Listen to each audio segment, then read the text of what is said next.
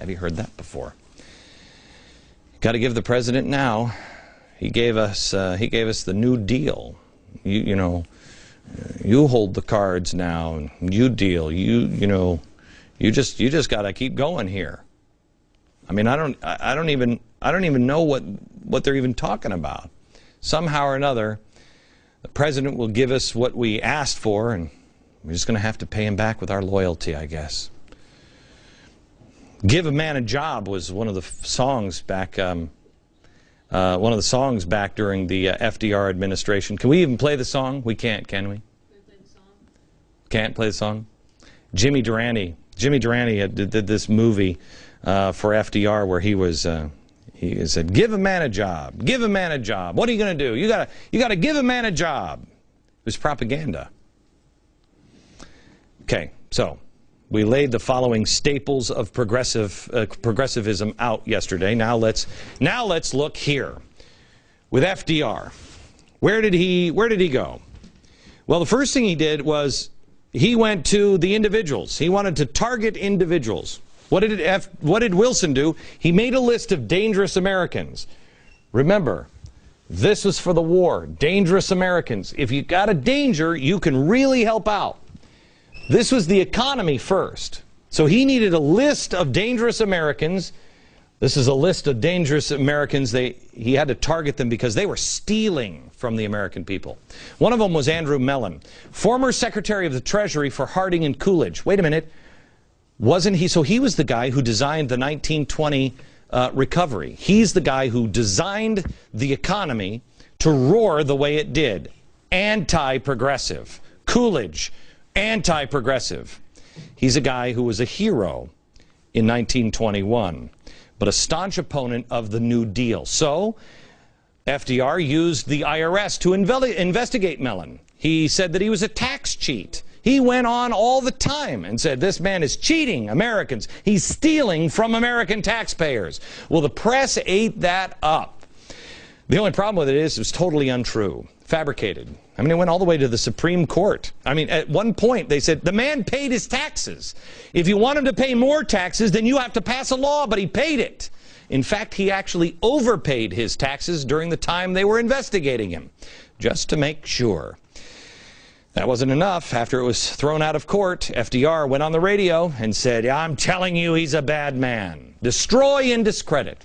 Also, the publisher of the Philadelphia Daily News was another one of the loudest anti-FDR voices of his time, put in prison following a similar investigation ordered by FDR.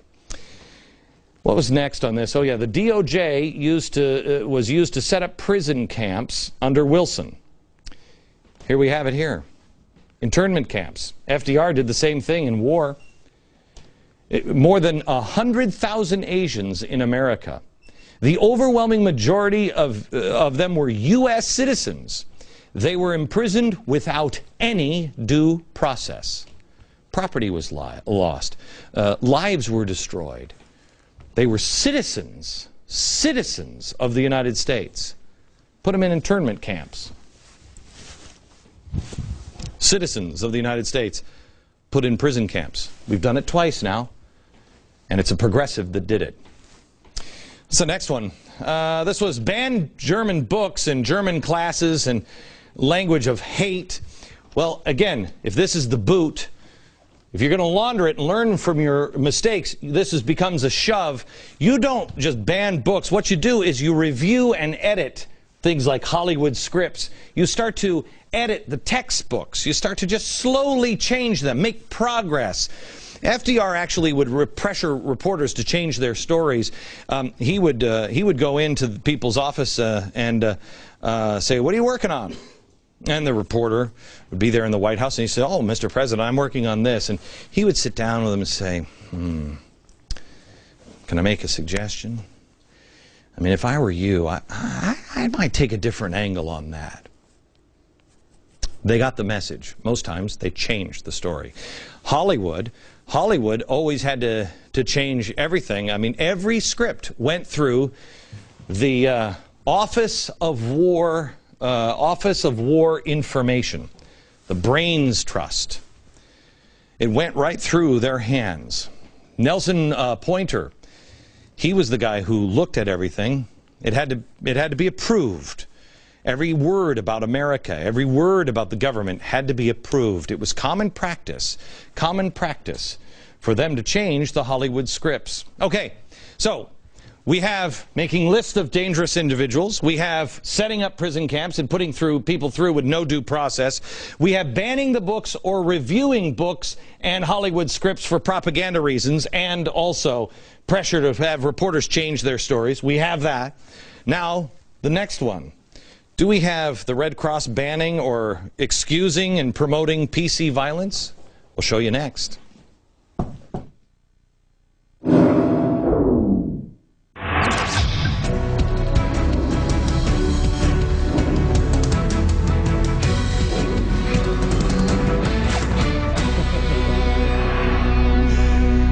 Wow, we have so much information for you. Take notes, take notes.